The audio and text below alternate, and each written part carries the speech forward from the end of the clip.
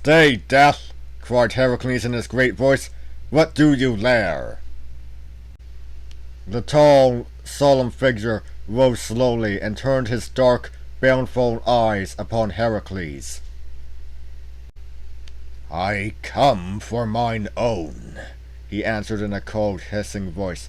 "Once this grey sword of mine has touched the hair of any mortal, that soul belongs to Hades, my lord and master."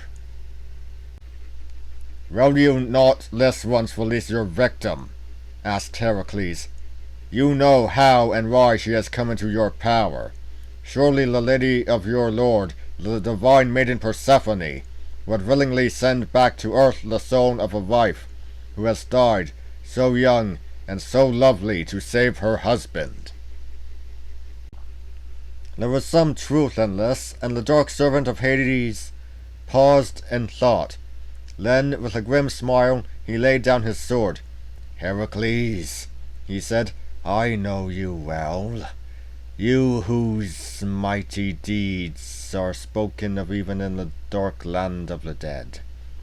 So come now, I will wrestle with you for the soul of Admetus. Many men have fought against death, but none has ever conquered him." Then Heracles flung off his lion skin and advanced unarmed to grapple with his dark adversary. Then there was such a wrestling match as had never been known before, or is likely to be seen again. To and fro they reeled and struggled, the cold arms of death locked round Heracles, and his icy breath coming in great gasps. But Heracles had him round the waist, and his mighty arms closed tighter and tighter until he felt Death's ribs cracking in his grip. At last, Death admitted himself beaten and departed to his own place, moaning direfully. But Admetus sat up in the tomb, and when Heracles took her by the hand, she stepped out and followed him, walking like one in a dream.